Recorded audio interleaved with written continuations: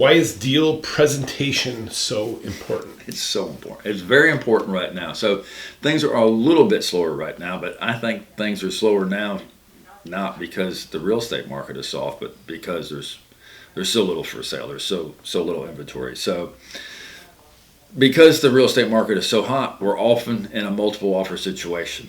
You're representing buyers. You want your offer to stick out amongst the group, and they're what real estate brokers need to know is their offer presentation is a reflection of how they work. And I don't know why other people don't take this into consideration.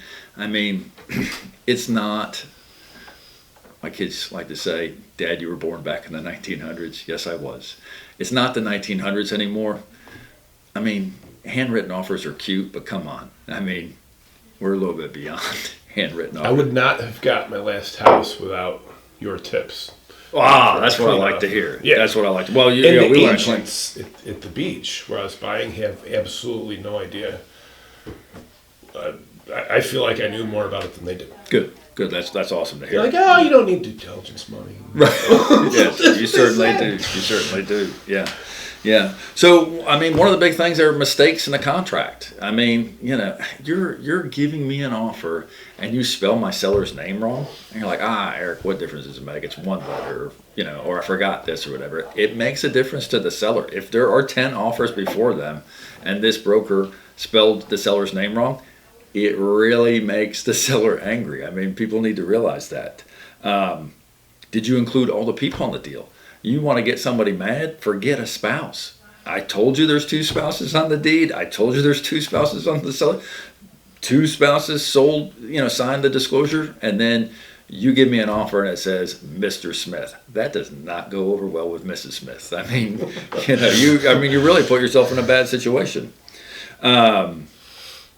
You give me a cash offer and you don't send me proof of funds. You showed me the level that you play at. If you give me a cash offer and you bring me proof of funds, I know what level I'm dealing with. You give me, some of this stuff is so obvious. You give me a pre-qual letter.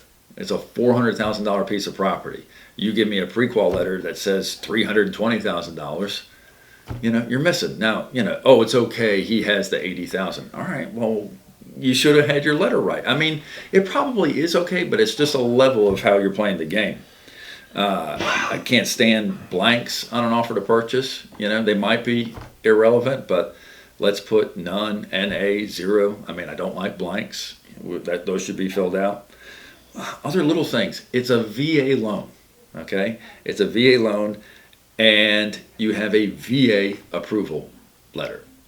And you checked off on the contract that it's going to be. You filled in the financing section that you're going to do a VA loan, and then you haven't attached the VA addendum. Well, you have to. It's a requirement. You want the VA addendum. So it's just sloppy stuff like that. Is the math right?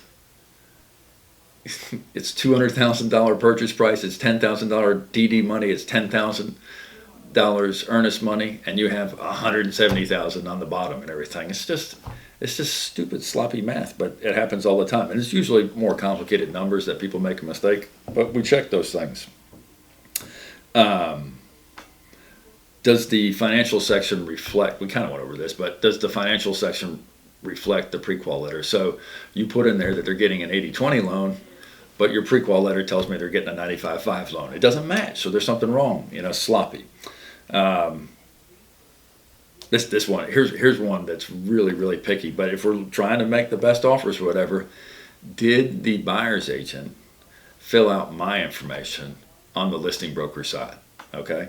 They're not required to, but at the last page of the contract, or near the last page of the contract, there's a section for the buyer's agent information, and then there's a section for the listing agent information.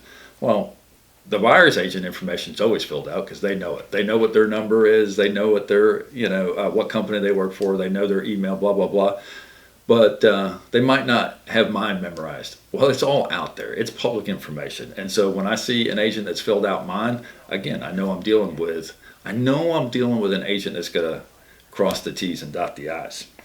Do they understand tax deferment? Have they ever sold a piece of land before? Have they ever sold a house like this before? Do they understand Chatham County permits? That's the biggest thing. Oh, your client put this porch on 10 years ago and you don't have the permits. And nobody's got the permits. Chatham County doesn't hold on to them for more than 6 years. So, and that's a lot different than Wake County, so it's hard for people to know that. And then here's another good one too. What type of questions did they ask before the offer is actually sent? So if they call me and go, Eric, what were you thinking with the way you painted that living room? We think that roof is kind of suspect, and they're very concerned about the drainage in the front yard. You're done. Like in this market, you're out. I'm already dismissed you. You've asked questions that I don't like. If I have a pile of offers in front of me, that's a pain in the ass agent you're out. Your buyers are out because you asked too many questions. It's not always going to be like this. This is like real picky times. But if you want to be pick of the litter, that's not being pick of the litter. Just, keep your mouth shut and don't ask questions like that are indicating that you're going to be difficult to deal with in the repair negotiation process. Where are your comps? How did you come up with this price? That's a bad sign. How did the offer get to you? You talk about deal presentation. When I have an agent call me and say, hey Eric, this is Susan. I just wanted you to know I'm about to send you an offer. Thank you, Susan. And let's say they don't get me. I'm with another client. I'm doing videos. They'll text me, hey Eric, I just want to let you know I sent you an email. Good. This is real good. I'm going to like working with this agent. I just get an offer from an email and there's no advance, there's no notice, there's no nothing and everything. Like what kind of world do we live in that you're so busy that you can just send an offer and not have any communication? That to me is not good deal presentation. The other thing that people have a real tough time with, I don't know why they have a tough time. You make me an offer, $450,000 house, $40,000 due diligence money. I'm going to say to you, Steve, do you have the due diligence money in your possession? No, he's in New York right now. He's going to FedEx it to me. No, it's not. That's not as good as somebody says, yes, sir, Eric, I have the checks right here. I'm going to send you copies with the offer. I like that. I know I'm dealing with a good agent. So I had to insist on that the last several offers. They didn't want to do it. They said it was not. They said it was not necessary. I was at the beach with whoever you referred to, or somebody like that, and they just. I'm like, I got to get the check in your hand to submit with the offer, and they're like, oh, it's not a big deal. It doesn't matter. It matters. Right. It matters. I mean, it's just one of those little things, like in a culmination. I wouldn't accept an offer without a check in hand. Yeah. Well, and when I don't have the check in hand, I need to tell my sellers, I go, just so you know, they said, are you okay with this? And I mean, I can tell you, it's been several years that we've been doing due diligence now. There have been a couple times where the agent got left on the hook because the buyer never came through. They changed their mind and you got a contract. You owe that money. A contract's a contract, right? That's your word. You said this is what you're going to do, and you're like, I changed my mind.